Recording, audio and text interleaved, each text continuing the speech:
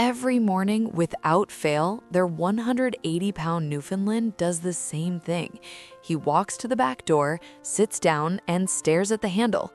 Not because something is wrong, not because he's in pain, but because outside, buried under 2 feet of snow, is exactly where he belongs. And it took one vet visit for this family to finally understand why.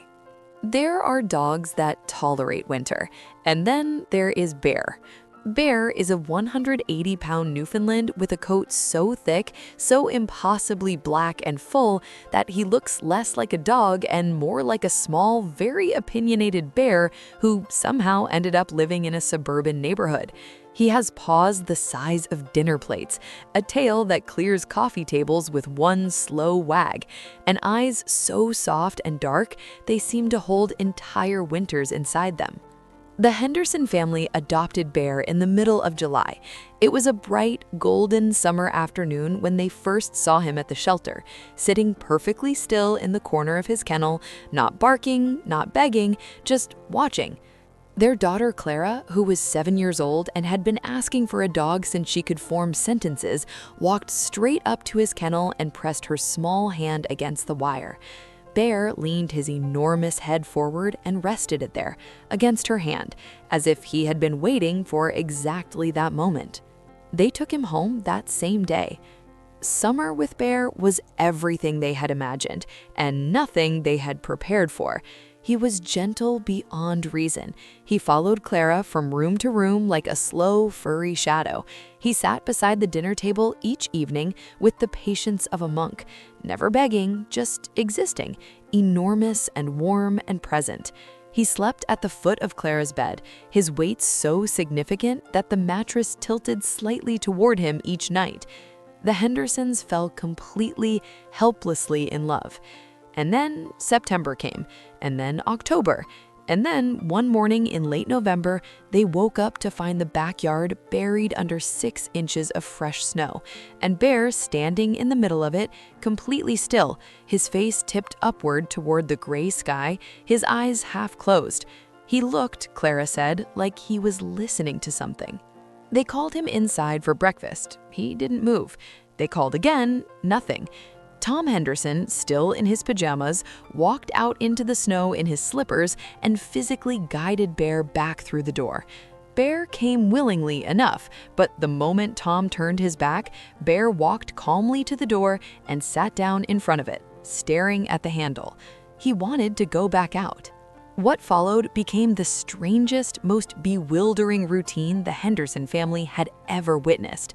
Every single morning, without exception, Bear would wake before anyone else in the house. He would pad quietly down the stairs, find his spot by the back door, and wait. The moment someone, anyone, came downstairs, he would stand, look pointedly at the door handle, and wait some more. Outside, he didn't run, he didn't play, he simply walked to the center of the yard, turned in a slow circle, and lay down in the snow. He would stay there for hours, perfectly content, perfectly still. When they brought him inside, he would go, but within minutes he was back at the door, and he would bark. Not aggressively, not anxiously, 3 slow, deliberate barks, evenly spaced, like a gentleman knocking. Let me out, let me out, let me out. The family began to worry. Was he unhappy? Was something wrong with the house?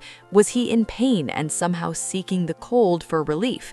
Sarah Henderson spent 3 evenings going down internet rabbit holes, reading forums, growing increasingly convinced that something was deeply, terribly wrong with their dog. I see you still haven't subscribed. Honestly, that breaks my heart a little. Hit that subscribe button. You're going to want to see what happens next. Clara, for her part, was not worried at all. "He just likes it out there, Mom," she said one evening, watching Bear through the glass door, lying motionless in a fresh blanket of snow, looking completely at peace. Maybe he was a polar bear in a past life. Nobody laughed, but nobody had a better explanation. 2 weeks into what Sarah had started calling the snow situation, Tom made an appointment with Dr. Reeves, their veterinarian. They brought Bear in on a Wednesday morning. Bear, characteristically, was completely calm, tail wagging slowly, happy to greet every person in the waiting room with a gentle nudge of his enormous head, entirely unbothered by the visit. Dr. Reeves examined him thoroughly. She checked his joints, his coat, his temperature, his eyes. She asked questions. She listened carefully. And then she leaned back in her chair, looked at the Hendersons, and smiled. "There is absolutely nothing wrong with your dog," she said. She pulled up information on her computer and turned the screen toward them. Newfoundlands, she explained, were bred for centuries in the North Atlantic, on the rugged, frozen island of Newfoundland, Canada.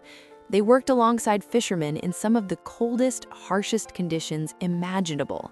They have a double coat specifically designed to repel ice and water. They have a body temperature regulation system built for cold climates. They are quite literally engineered by nature and generations of breeding to not just tolerate the cold, but to love it. "Bear isn't suffering out there," Dr. Reeves said. "He's in his element. The snow doesn't bother him. It probably feels like home." She paused, then added gently, "Bringing him inside when he doesn't want to come, that's actually harder on him than the cold ever could be." The room was very quiet. Sarah Henderson put her hand over her mouth. Tom stared at the floor. Stories like this are exactly why dogs find us, not the other way around. Clara looked at Bear, who was sitting beside the examination table looking perfectly pleased with himself, tail sweeping the floor in long, lazy arcs. "I told you," Clara whispered, "polar bear." They cried in the parking lot. Not from sadness, or not entirely. They cried from the particular overwhelming feeling of realizing you had been worried about something that was never broken, that you had spent weeks trying to fix a dog who was not in need of fixing, that every anxious night, every forum post, every whispered concern had been, in the most beautiful way possible, completely unnecessary. Bear sat in the back seat on the way home with his head resting on Clara's lap, his dark eyes soft and knowing, as if he had understood the conversation in that office perfectly and was simply waiting for his family to catch up. That afternoon, Tom propped the back door open. Bear walked outside, turned his slow circle, and lay down in the snow. This time, nobody called him back. Now, the routine in the Henderson home works like this. Bear goes out when he wants. He stays as long as he likes, and when he's ready, he walks to the door and barks 3 times. 3 slow, even barks, and someone always comes. You learn their language. You stop trying to fix something that was never broken. You open the door. Bear was made for the snow, and this family loved him enough to finally let him be. Some dogs just need a family who understands them. Is that love or something even bigger? Tell me in the comments.